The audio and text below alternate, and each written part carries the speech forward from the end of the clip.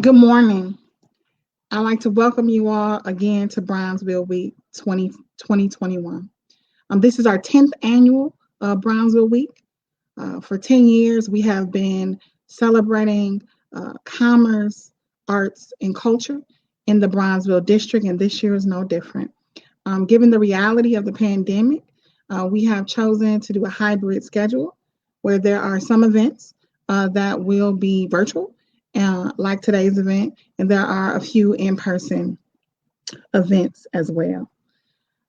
Today's conversation will be about buying and building the block. Many of you who know the history of Bronzeville know that it is known for the arts and culture and for the Black-owned businesses that were established throughout the geographic area called Bronzeville. As we work to revitalize and build a new Bronzeville, we recognize that it is important that people from the community are the ones helping to buy and build it.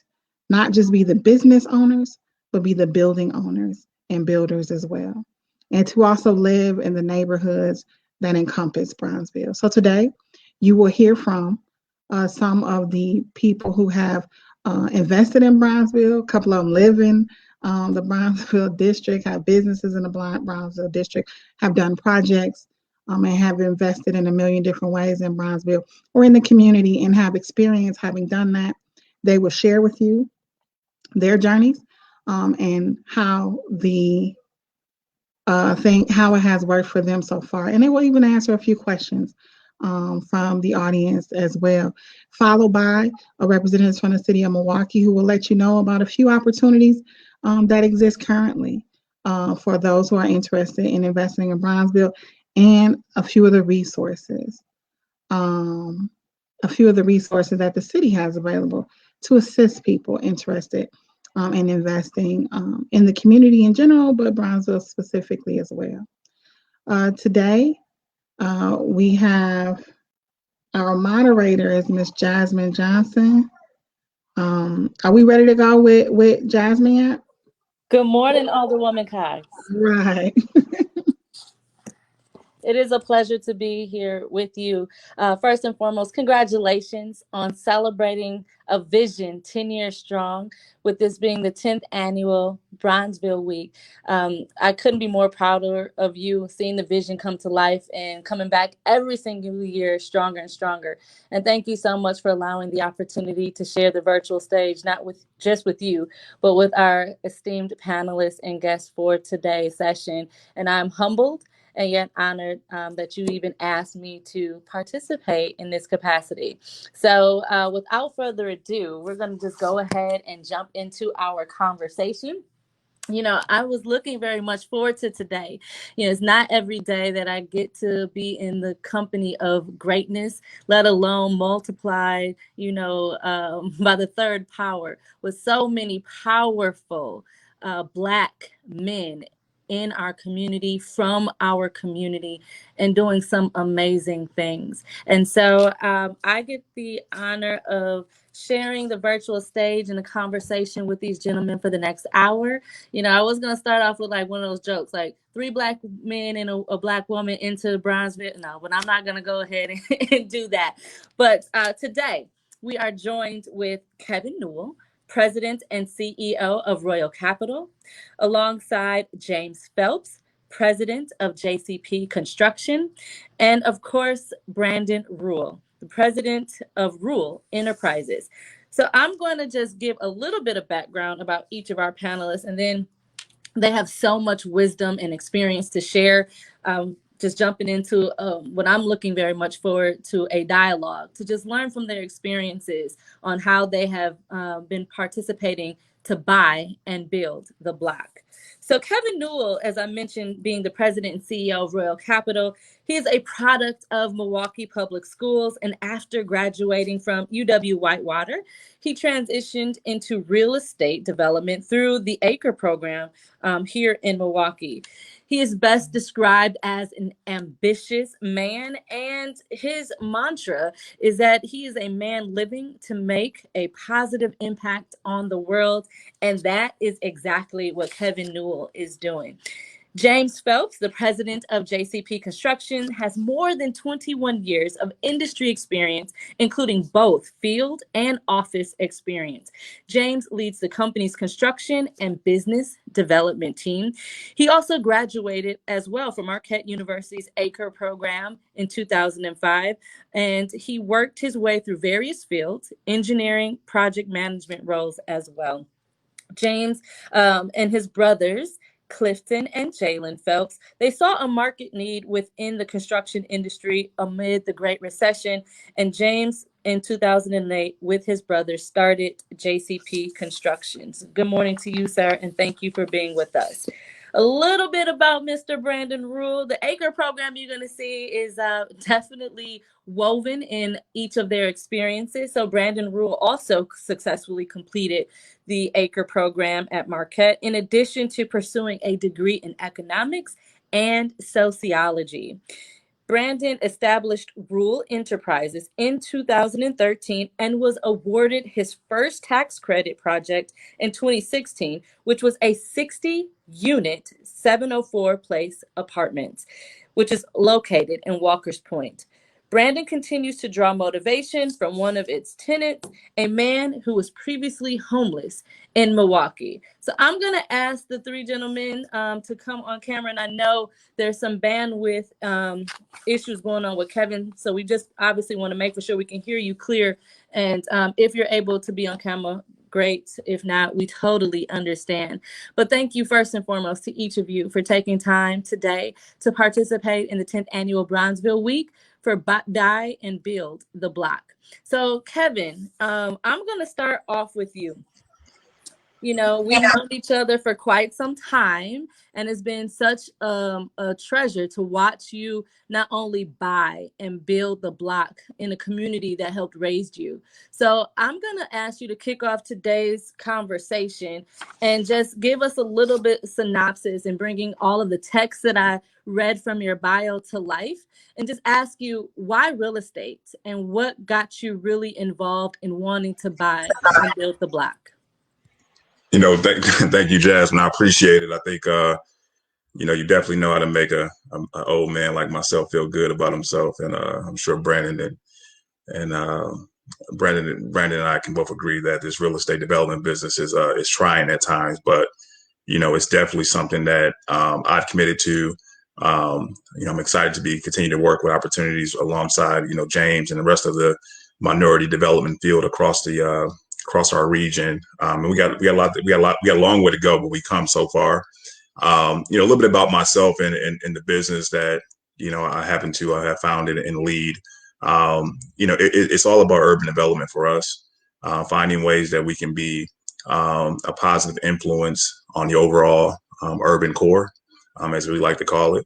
So that stretches for us, you know, being catalyzed by real estate development.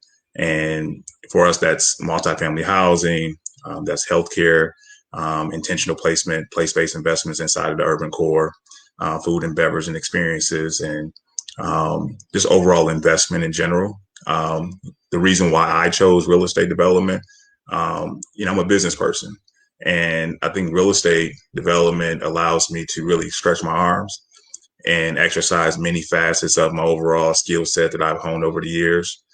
From, you know, obviously the vision side, but also doubling back with, you know, general management, general finance, general marketing, you know, all things you learn in B school that sometimes you have to, like, you know, put away into the toolkit if you was to go into traditional corporate America, you know, setting and say, you know, I'm kind of streamlined, I'm the finance guy. So being in this position, I get a chance to, you know, connect with my community and work on ways that we can, you know, hopefully improve the quality of life for the folks that we're looking to serve. Thank you so much for that, Kevin. And that is so true. James, I'm going to go to you next. What inspired you to buy and build the block? I think it was a matter of understanding that, or seeing that how by having ownership in real estate allows you to kind of control the tempo of what happens in the neighborhood. You know, as a, you know, just growing up, seeing certain businesses going into certain areas, frankly speaking, a lot of them weren't owned by people that looked like us. So then some of the businesses you see there weren't necessarily complementary businesses that were, we'll say, helping the area to become better. So just over time with the smaller investments that we have made, it just seems like a good way, and we found it to be a good way of being able to kind of help the temple of what a neighborhood could look like by giving businesses a chance, smaller businesses that are looking to come into the area, as well as kind of help define what Black excellence looks like inside of a neighborhood, whereas you're able to have businesses and services that are complementary to what the neighbors are looking for. So it's a small part, but I think that it definitely not the size of what Brandon and what Kevin do, but every little bit helps as far as just being able to contribute towards making neighborhoods better. Well, thank you so much, James. And I can personally attest, based on where some of my investments lie, JCP has definitely gone over and above to make for sure our neighborhoods are going very vibrant and strong. So thank you so much. Good morning, Mr. Rule. How are you, sir? Good morning. I'm well. How about yourself? I am hanging in there. Thank you so much for joining us this morning. Of course. And same question for opening to you. What inspired you to buy and build the block? Yeah, for me, it was just when I went through the ACRE program, I got exposed to commercial real estate as a whole. And I realized development allowed me to do three things that I was looking for, but I didn't know how I wanted to do it. Number one was to help people. Prior to pivoting into the real estate space, I thought that I was going to be a doctor for a while. And then I took chemistry and bio in Marquette, and that didn't work out the best. So my father, who was an x-ray technician, that's why I went that route, but my mother was in community development. So, I figured I could go that way to help people as well. So number one was to help people. Number two was really just to create wealth, right? And for myself, for my family, for my friends and my community. And number three, which is third, but arguably just as important, autonomy of my time. When you are a developer, you can create an infrastructure to have a team to, do certain things, but you can schedule meetings around your schedule. And as I look to, build a family and do different things like that, as time goes on, I knew that this position would put me in a position to be able to spend time with the ones that I love and care about the most. So those three reasons were the reason why I decided to buy the block. Well, thank you all so much. And you all together collectively truly are the epitome of Black excellence. And, we talk about wealth creation and the power, that development does bring to a specific neighborhood. You all collectively are employing thousands of people.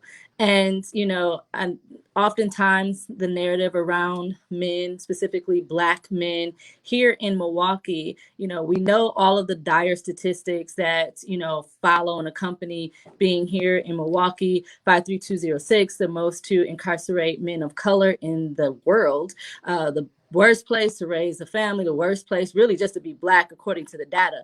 But the three of you, through your businesses, through your leadership across and within our community, have definitely elevated what it means to be Black excellence, what it means to aspire to greatness. And you're doing that by not just buying, but building within the neighborhoods and oftentimes the communities and blocks where you grew up in. So with being Milwaukee natives, I'm gonna go to you first, James, the 2800 block of North 2nd Street, where our paths first crossed over 15 years ago. And to see, the growth of JCP, the development, not just across the county with all of the projects that JCP has been involved in, but, for you to set your headquarters on MLK Drive, and then the leadership that you have done with service across the board.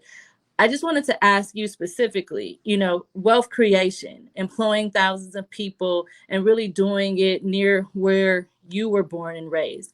What does that truly mean to you? I mean, it's rewarding, right? Because I really realistically get paid to do what I love to do and what I would do if I was a volunteer and had the ability to do that full time. Whereas, as pointed out by Brandon earlier, you're able to help people out in so many different facets. So just to be able to do it in a neighborhood that not too far from where we grew up at, it's something that we're real pleased about, and just being able to kind of help stabilize the area and watch it grow and kind of do our part to kind of help it to grow and reach its full potential. So it helps for generational wealth building as well. So it's something that I think we have a little bit of this other people have had a head start on us. So it's good to kind of have that ability to play a little bit of catch up, as well as be able to leave something for the next generation as well.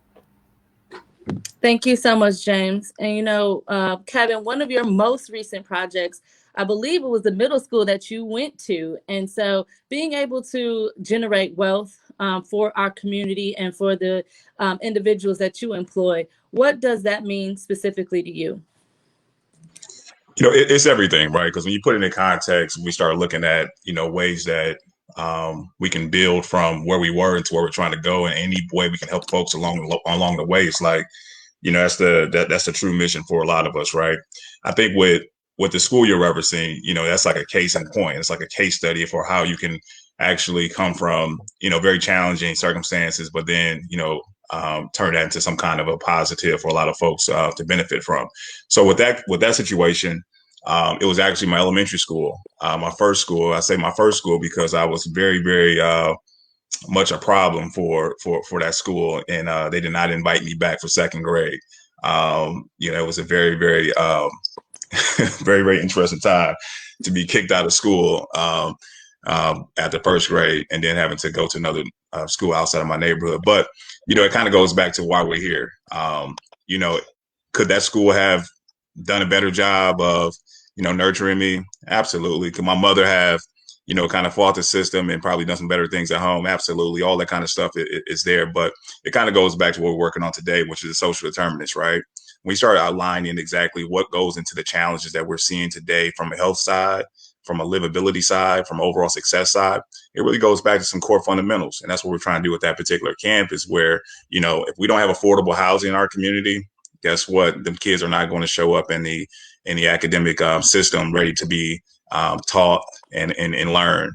Same thing goes when we're talking about, economic opportunities. If we're not providing economic opportunities for these parents to really provide for their children, guess what? These kids are not going to show up and be successful.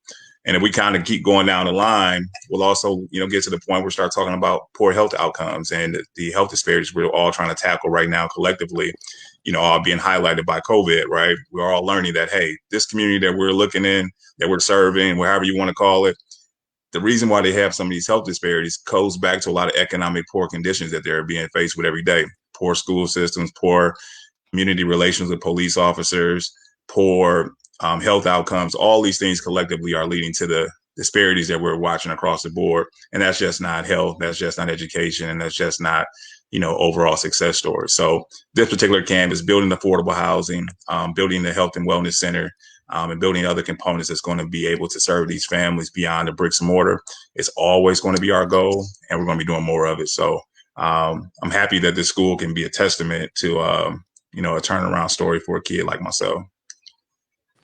Definitely. And talk about a full circle moment. Absolutely.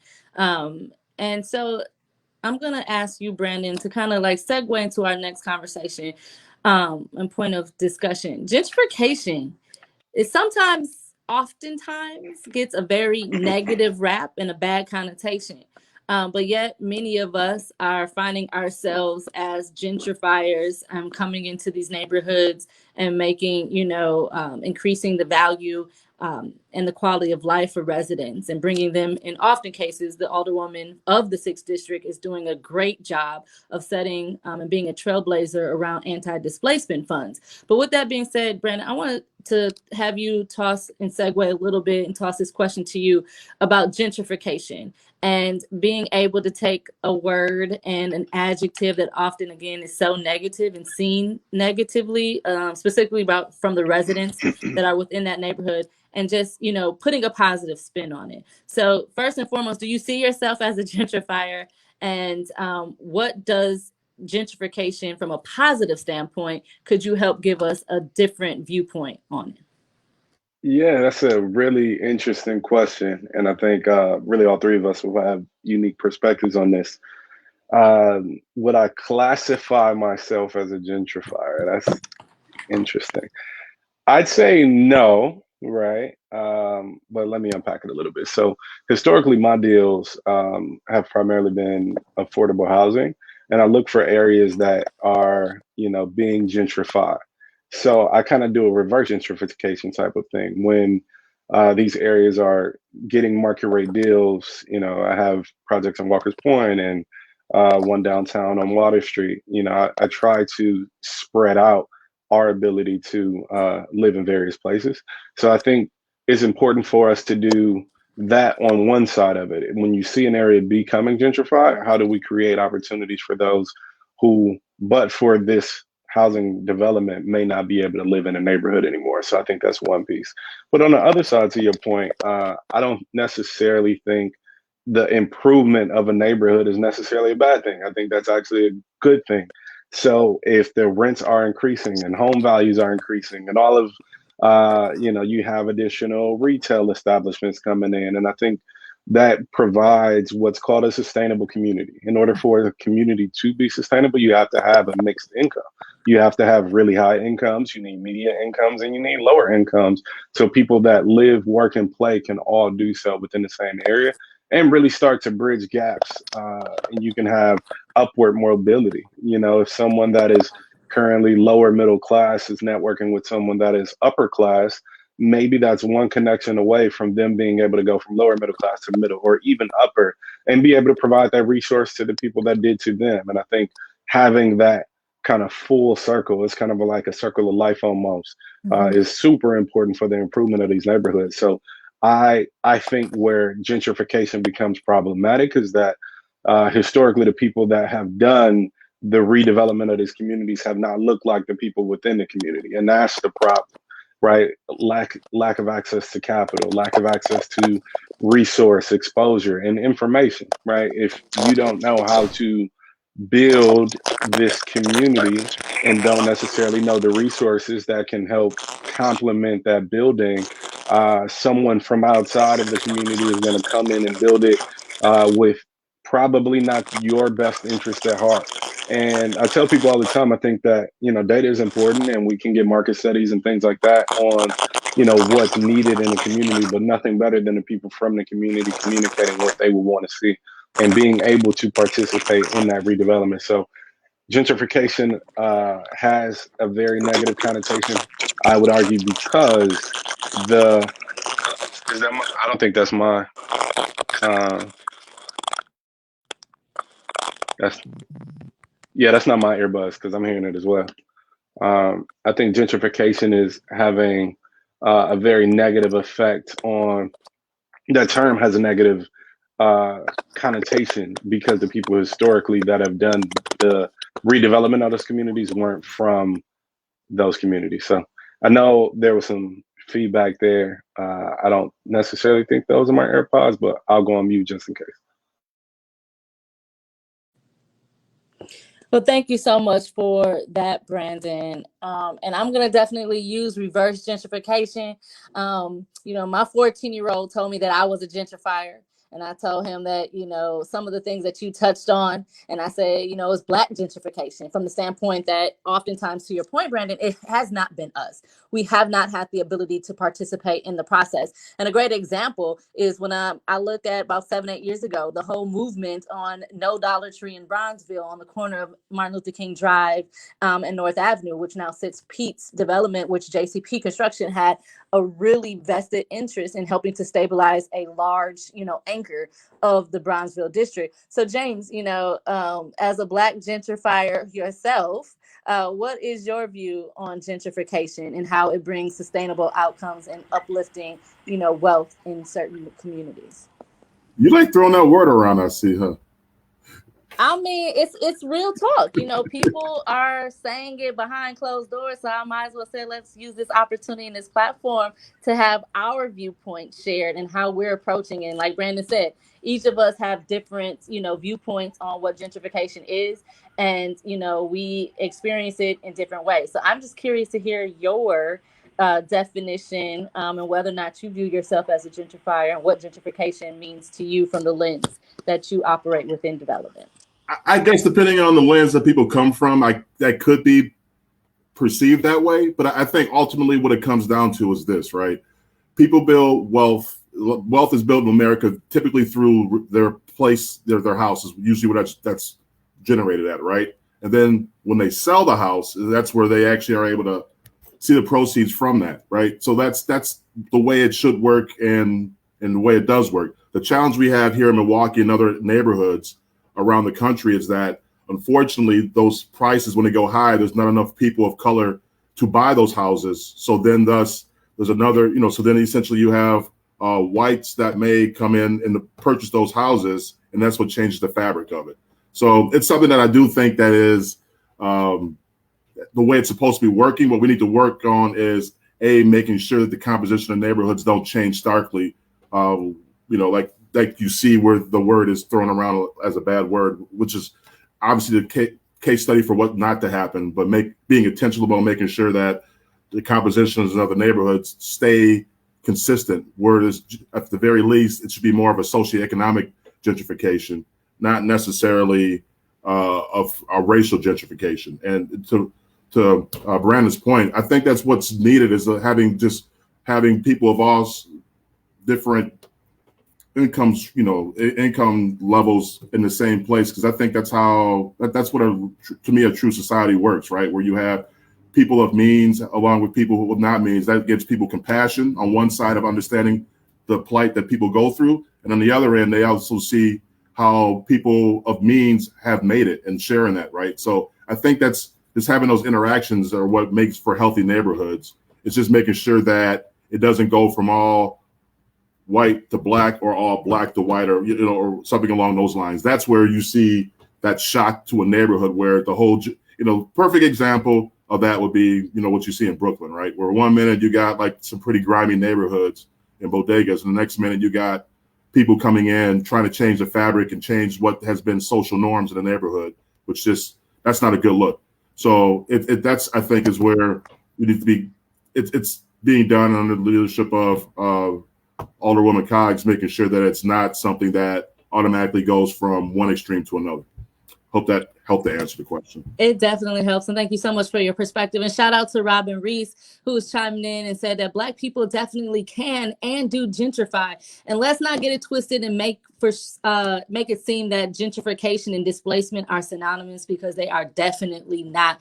And Mr. Clifton Phelps, I'm so glad that you are enjoying the conversation and that you're okay with this topic. So last but definitely not least, to chime in on this portion of our discussion, Kevin Newell, what's your take on gentrification, say? I think I tend to agree with a lot of the perspectives, where I can understand a lot of the perspectives that's been shared thus far. But I think Robin kind of hit it on the head, and this is pretty much my assumption or my thoughts on gentrification. And there's an element of gentrification that is not accepted. It should not be accepted. And that's displacement, right? And there's a big and distinct difference between gentrification and displacement. So when we have individuals that have, let's say this, we have beautification opportunities that have come to the community, improved economic conditions, taken care of blighted properties and all that good stuff. That's all positive. But the negative side of some of this is when you start talking about displacement, when you start talking about households that are either aged out or priced out because of these new improvements.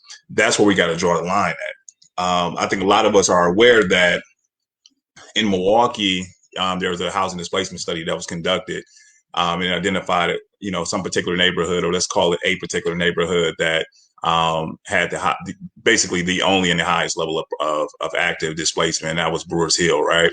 So that's our Brooklyn, that's our Harlem type of a case study. And so how do we talk about the tools, though, becomes the next part. How do we prevent that from being a challenge for these communities, moving forward that are adjacent? We should start talking about Howard Park, Harambe, Hillside, and other. One thing that I've seen as a tool that's been very beneficial is the Housing Displacement Fund. So the Housing Displacement Fund in this particular area basically says, hey, if you're a homeowner, and let's say your particular tax bill was $2,000, let's call that par. And because of all these beautification opportunities, because the medical college is coming in, because American Family is coming in, because, folks with higher income are coming in, and all of a sudden the property taxes are rising. And now your property tax bill is $3,000. Corporations at the push of the community created a housing displacement fund that basically said, hey, if your taxes was par at $2,000, and now they're $3,000, we're going to pay directly to the city the $1,000 gap between the delta between the 2,000 and the 3,000. And that allows us to make sure that we're not pricing these individuals out while they're still realizing the appreciation associated with their value of their home going up, right? So it's like the best win-win. You get appreciation on the value while not having to deal with an assessment that is, pricing you out in some cases, right? That's one particular tool that I like to see, kind of done in broadly. Another one is really going back to how do we come up with land use restriction agreements that prevent individuals from doing transfers or sales that would end up in the hands of other folks who are not from the neighborhood, who are coming in buying cheap and other. And there's so many different ways that we can work within those, from co-ops to other.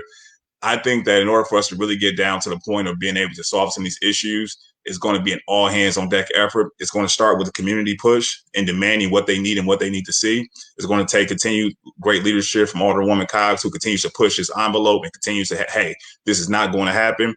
And it's going to take the corporate and private sector community to step in and say, hey, we got your back. We understand. We want to be part of the solution. And here's our plan. Here's what we can contribute. If you get all those people together and collectively working on, the same problem, we will have the benefit of beautification and positive gentrification minus the displacement in these communities. No, definitely. And that is real talk. And again, shout out to Alderwoman Coggs for her work and her vision and her support in anti-displacement funds, even with the newest development project that's coming to the district around Medical College of Wisconsin and the Greater Milwaukee Foundation, of course, led by Royal Capital Group. And, for those that are tuned in and listening, make sure you get an alder person that is just as focused on the people as our Alderwoman is here in the 6th District. Cy Smith has been, lighting up the chat with all the comments, and thank you to everyone who has been, giving your inputs along the way. But our last question is going to come from Cy Smith, and he wants to ask our panelists, what is each of your companies doing to reverse gentrification, and what finances are you willing to contribute directly through your companies to help gentrification, specifically around our seniors? So Brandon, I'm going to ask you to take that. Cool. Yeah. So I think I kind of, touched on it a little bit earlier.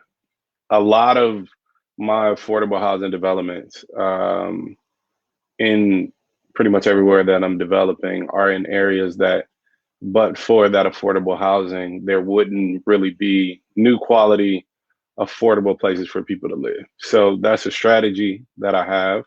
That's a strategy that I've been employing, and something that I will continue to do for the rest of my career. In addition to that, I think, creating supportive service coordination for those residents who are in areas that may be more affluent, that inevitably they may have more of a learning challenge and goal because this is an unusual environment for people with lower incomes to be in. I think it's important for us to have those services available to them, and done a great job of putting together partners on each one of those deals to be able to address the really integration of some of the lower income people within these more affluent neighborhoods. So I think that's super important and intentional, and something that my company is doing. In terms of dollars committed, a ton of them. Each one of those projects take a significant amount of upfront capital and risk. 6 figures plus, right? Some of them north of 7 figures, even before you can get to the point where you can start construction. And I think, that's a commitment that my company has done and will continue to do, as well as provide, again, those resources for the people within every one of those buildings that are living within those communities. So to me, again, I think the circle of life is important to have all of the aspects, whether it be grocery and access to healthy foods, which is why I really like what, Brownfield was doing.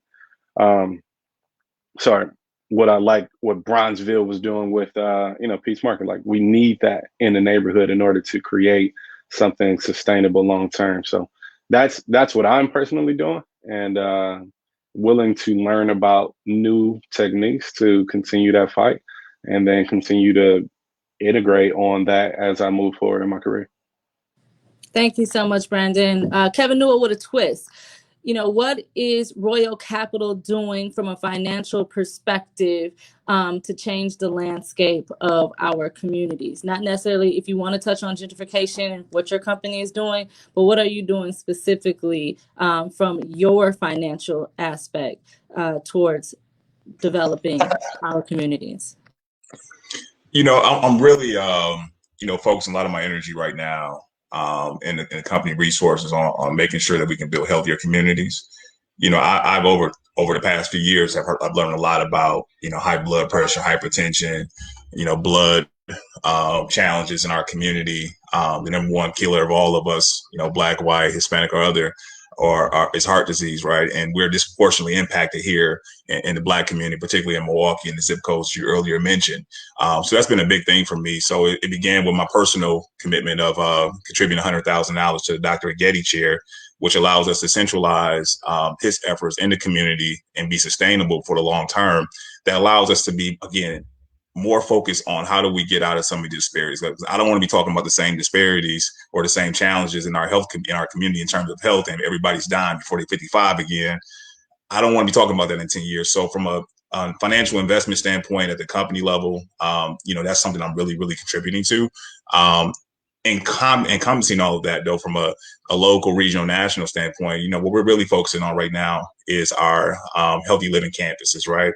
And there's going to be several that's going to be announced, soon. Obviously, Thrive On is a major healthy living campus that we're focusing in on. And again, that kind of goes back to some of those social elements. It's called the social determinants of health, affordable housing, access to economic opportunities, health and wellness, and others. So with Thrive On, $100 million investment on King Drive, I'm making sure, one, that it's not going to aid to the plight of gentrification displacement, but I'm also making sure that it services from the centers and institutes that focus on the social determinants at the medical college, from the foundation being able to come in and say, hey, we're going to move our headquarters here, and it's going to allow us to be a better service to the community in terms of programming, in terms of low interest capital to small businesses and other, from health and wellness, to the overall, you already know a lot of these things that we got going on at Thrive On, but we're duplicating that effort in other communities locally and regionally and nationally. And I think that's going to be my best win-win. How do I maintain success for the company financially, while also having that double bottom line and impact in the community? Thank you so much. 100K personally, that's a personal investment, and 100 million of development investment on Dr. Martin Luther King Drive, which is, making us and continually being the best King Drive in the nation. And, Thrive On is a great example of non-traditional partnerships. And I know JCP has, their fair share of examples of non-traditional partnerships. And so, James, as we're wrapping up, before we go into closing remarks from each of our panelists, my last question specifically to you is, bringing people along. So what is JCP Construction doing to bring together traditional, non-traditional partners? I mean, I've heard and have been blessed to be in the room where I've, been able to bear witness to, a lot of deals from a construction and development, and you all, as Black men and Black developers, putting your hats and hard hats together and your heads together to, well-round, make for sure it's all of us at the table. So last question to you, sir. What is JCP doing as a company for sustainability and bringing others along?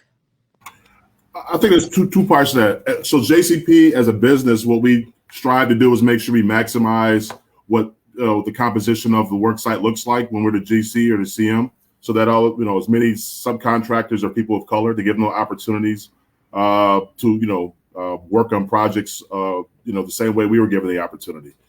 So that's our it's part of our mission. So even if his goal is 25%, we try to see if we can max it out to 50 or 60% if possible, depending on the scope of work. But then I would say taking off the JCP hat and just putting on just the whatever you want to call it, the resident hat in the area, I would say that we're looking at how do we, you've been part of some of those conversations about how do we get more defensive, right? Whereas it's more at a grassroots level for investing so that others can play a part in that. And there's a concept that's being worked on. I can't take credit for the idea, but it's essentially if you're able to bring people in at $1,000 increments, $5,000 increment, so that we get to a level where we have $500,000, which ultimately only comes out to, I believe, like 100 people at $5,000. Now you have 500,000, which you can leverage for 2.5 for doing a development. So defensive, I see the question on there more so for if you see a piece of property as opposed to just kind of basically purchasing it and making sure that you are involved with what that use could be, as opposed to once someone else buys it and then kind of at the mercy, for lack of a better word, of what it could be. So being more on the proactive side of being involved in real estate and knowing that the cause is with the purpose, I should say, or mission is to make sure that the uses are in line with what the investment group's missions are. So it's something that's on the horizon that we want to roll out real soon. Feel free to reach out. Any other questions you may have about that as we kind of roll it out within the next couple weeks or months. Thank you so much, James. And thank you to everyone again for participating on today's session for Bronzeville Week, Buy and Build the Block. And I know we started a few minutes late just due to some technical difficulties that we've all experienced through this virtual age that we find ourselves in. So before we turn it over to our city staff that has joined us today to provide us some insights on resources and actually properties that are currently available, I'm going to ask for the mic drop moment. Everybody cannot be a developer. Everybody literally cannot go through the ACRE program. But there, to me, is a very distinct difference between buying and building. A lot of folks buy properties, but they aren't necessarily metaphorically building within those neighborhoods and within that community. So as your final thoughts, this is like a mic drop moment. It's not meant to be like a whole dissertation. So I'm going to ask, in 30 seconds or less, or in a whatever you could tweet, what is your mic drop moment to leave to individuals of how they could personally, buy and build the block? Brandon Rule.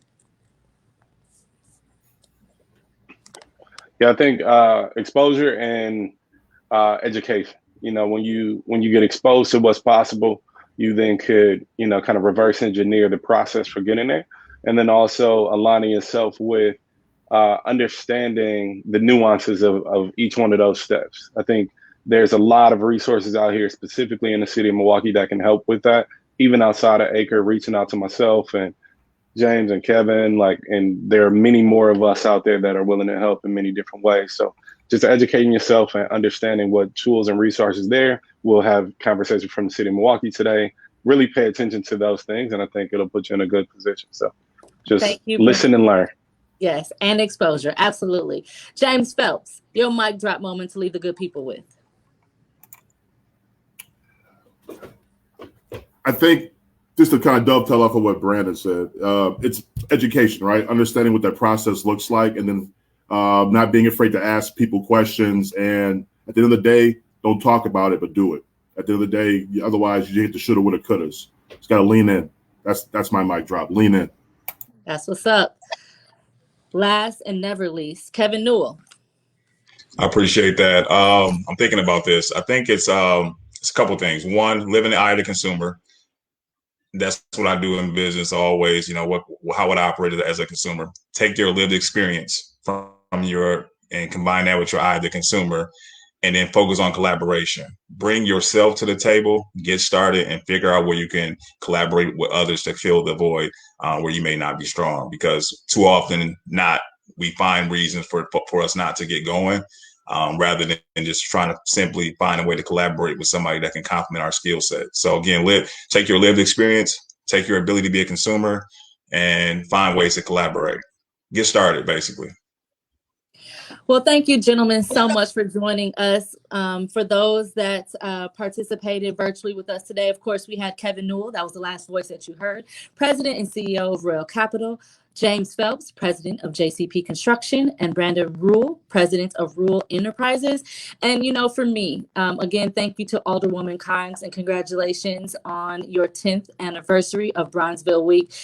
15 years ago, I bought, and it was a year ago, last month, that I participated in building. And that's what I mean by there is a distinct difference between buying and building. And it was because of the P3 development groups and the JCP Construction who were, making a significant investment in the Bronzeville neighborhood, where I felt personally obligated to not just be someone who is buying, but being someone who is also a resident. So I am happy, 1 year in as a resident within the Harambe community, making my own personal developments from a residential standpoint, and being able to participate in some of the resources, first and foremost, that the city of Milwaukee had to offer, and purchasing a property that I acquired from the city of Milwaukee. So everything is possible, from development to residential and everything in between, as an investor, as a resident, and that collective impact. Being able to say a block and a half away from my personal residence is $100 million deal that's being done and led by a Black man. And, 4 blocks south of there on MLK is the headquarters of JCP Construction, owned and operated by 3 Black men, and, still rounding out development, making this region a region for all, and the strength that Rural Enterprises is, adding to the quality of life for all of us on Water Street and within Walker's Point. So, gentlemen, thank you for all that you do, all that you give to making all of us being able to increase our quality of life across the board, to live, work, and play. Again, to Alderwoman Coggs, thank you so much for having us here. And without further ado, I am going to turn it over to Amy Turum, who is the Real Estate Development Services Manager for the City of Milwaukee, to share with us some of the opportunities that are available for investment for you to participate, to buy and build the block alongside of us. And she'll be joined by Benjamin Sanchez, the Housing Program Specialist from DCD, the Neighborhood Improvement Development Corporation for the City of Milwaukee, to talk about some resources. So Amy and Benjamin, I'm turning it over to you. And thank you again for being with us today. And thank you all to everyone who has joined. Thank you, Jasmine. That was an excellent discussion, and it's a pleasure to be here today with all of you. I'd like to go over a few commercial opportunities that are available, as well as a residential opportunity within the Bronzeville area community. And I'm going to try to share my screen to show you a picture of the properties that I'm going to talk about, because I think a picture is worth 1,000 words. Our first development opportunity is on 6th and North Avenue. You're familiar with this intersection because it is where near where the Bronzeville letters go during Bronzeville Week, either on this lot or the lot just to the east. So we have listed for RFP, request for proposals, the entire space that you see outlined in red. This area is listed for $6.15 a square foot, which is $300,000. We have the information on our website if you'd like to make a proposal. It includes one structure that you can see within the red boundaries. That structure, there's photos available on our website that you'll be able to look in. Unfortunately, it's in the condition where you can't walk in, but this is a huge opportunity on a highly visible corner where Alderwoman Coggs has expressed a lot of interest in exciting, vibrant, successful proposals that activate the street front, that are respectful of the Bronzeville Arts and Entertainment and Cultural District, and that make a high impact on the community. So that is one of our opportunities that's available today. And I just tried to stop sharing, and I hope that worked. It did. Wonderful.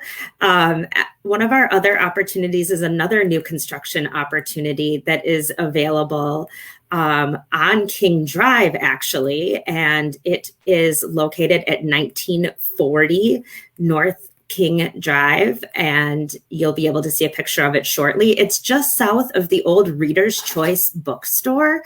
That is another vacant lot opportunity at $650 per square foot. So the asking price there is $73,125. This is also a request for proposals. So what a request for proposals means is that there's a due date by which all offers need to be received. And once that due date comes, proposals will be evaluated against each other for how well they fit the fabric of the neighborhood and the appropriateness of what we're requesting in the actual request for proposals document. So you definitely want to check the document for what we're looking for. And in these cases, both of these locations will also be evaluated by the Bronzeville Advisory Committee, which is a committee that was created by Alderwoman Coggs to help ensure that the vision of Bronzeville is kept alive in the community, and that Bronzeville residents, as well as people who are active in the area, get a say in what happens in development within the area. So that is a very exciting opportunity that's upcoming. And then I'm going to show you one improved building that's a sneak preview, because you're on this call, of something that's upcoming in the near future that's within the greater Bronzeville-Harambee area. And I wanted to give a special opportunity, because you're also committed to development in the neighborhood, for you to see this location, which is located at 2673 North Martin Luther King Jr. Drive, North MLK Drive. You probably recognize it for its beautiful artistic board up that was done by a Bronzeville area resident. That listing price is going to be $15,000, and we expect to be listing this building shortly. It has severe issues inside, so it's going to be a big challenge and a big lift. It does have a need for historic preservation requirements, but it is a beautiful building that we would love to see someone develop, and there's lots of opportunity there for both commercial and potentially residential uses. We also list residential real estate for sale, and residential real estate within the Bronzeville area has been very popular, much which is consistent with what everyone was saying recently in the talk that we just heard. So I want to show you the one residential property I have available right now within the area, and I really just think that speaks so much to what has been going on, and I'm having trouble finding that window, so I'm going to just tell you about it. The property location is a duplex. It's at 2365 North 6th Street. It's pretty big. It's about 2,400 square feet, and it's on a 4,000 square foot lot. And the price is $6,200. And I'm sure you're saying that's an incredibly low price. What's wrong with it? Well, it needs a lot of work. It needs essential repairs, meaning your structural repair, your roof repair, your essential services like your electric and plumbing. It needs about $52,000 worth of essential repairs. So this is a big opportunity. It's open for homeowners only. Homeowners only until August 19th. So the city has a bid program. Bids are due on August 19th at 10 a.m. If you're interested in this property, talk to a realtor. You need a realtor to submit an offer. You can choose any realtor that you would like and choose someone that you're comfortable with. You might want to ask them, have they ever worked with a city property before? Because our process is a little bit different, and you can learn more about it at milwaukee.gov/city houses. That's plural, houses. There are assistance programs available to help you with both commercial and residential properties. Benjamin, my colleague, is going to tell you a little bit more about the residential opportunities, but quickly, just so you know, with the commercial property, you can look at, especially for that property that you got the sneak preview on the southwest corner of Center and King, facade grants, signage grants, and for commercial foreclosure renovation fund grants. So we're here to help, and we're here to assist with growing wealth in the Black community.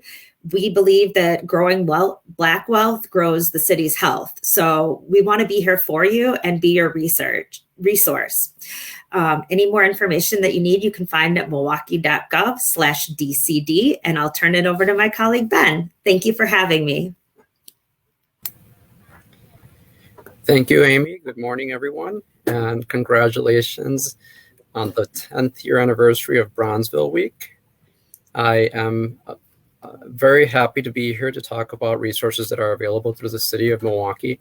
I also want to acknowledge the amazing work that the developers are doing within the city of Milwaukee, and our commitment here to improving beautiful structures that exist currently and new developments that are actually changing the fabric of Milwaukee. Right now, I would actually like to stress a little bit more about the buying side of things. Just like Amy indicated, there is one opportunity that's available for purchase for individuals that are looking to purchase and live in a home. There is a program available through the Bronzeville Homebuyer Assistance Program that can assist with up to $25,000 in the form of a forgivable loan as long as you live and occupy that property for a period of 5 years. That funding is available to help you fix a home, and it's a city tax foreclosure home as an example.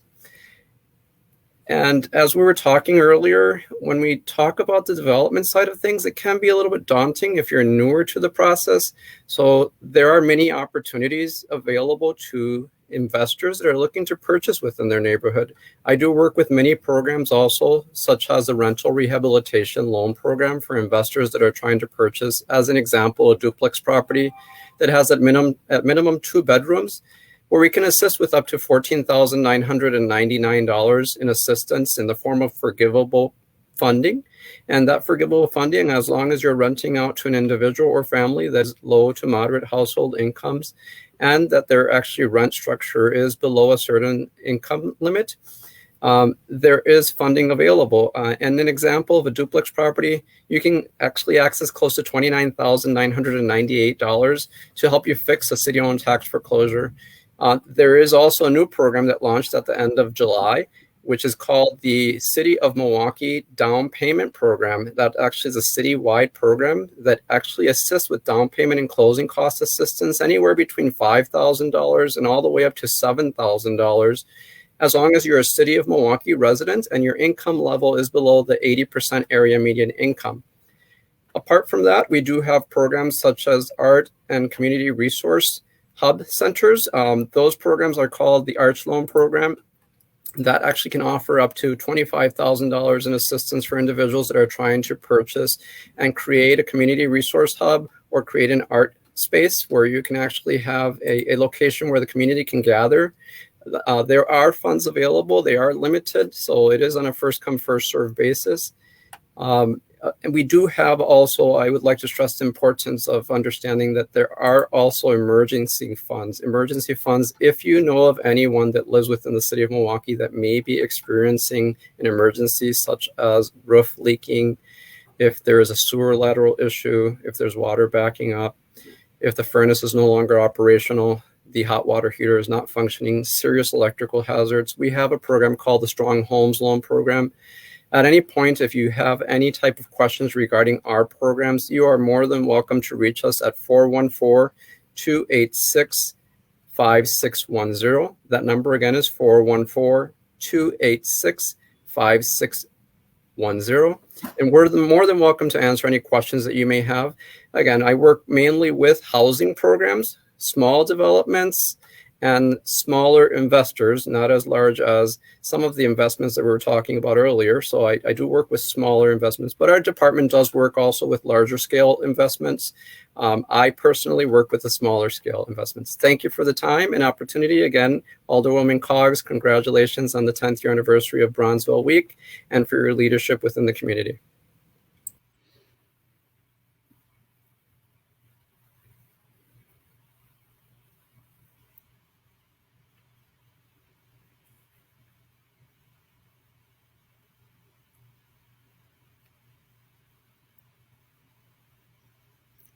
Thank you all so much for joining us today for Buy and Build the Block.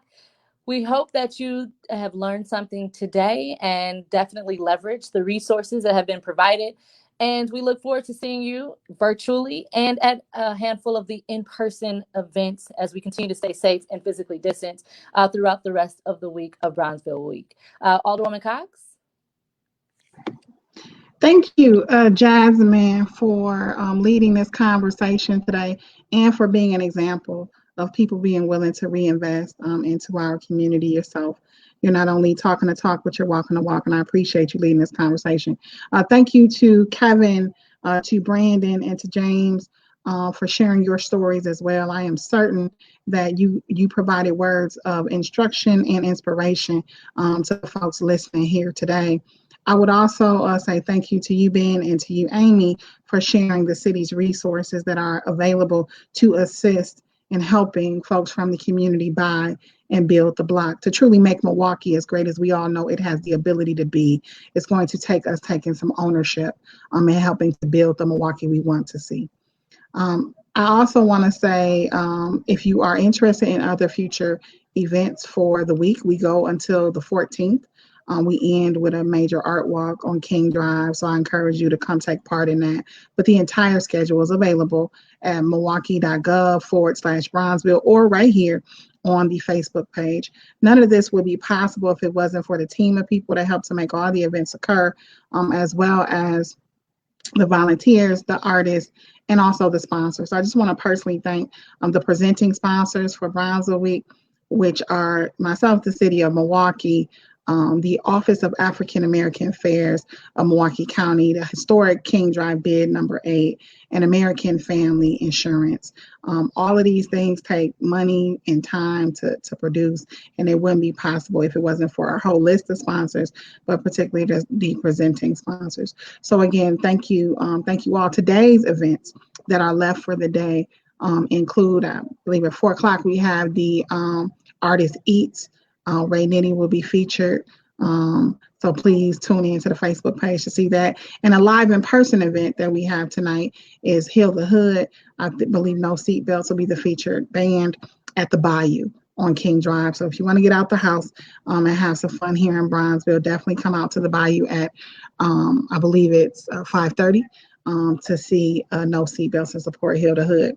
Also at 6 p.m. for residents who may be interested in showing some support for the Clinton Rose Park and meeting and greeting other residents and getting some resources, information.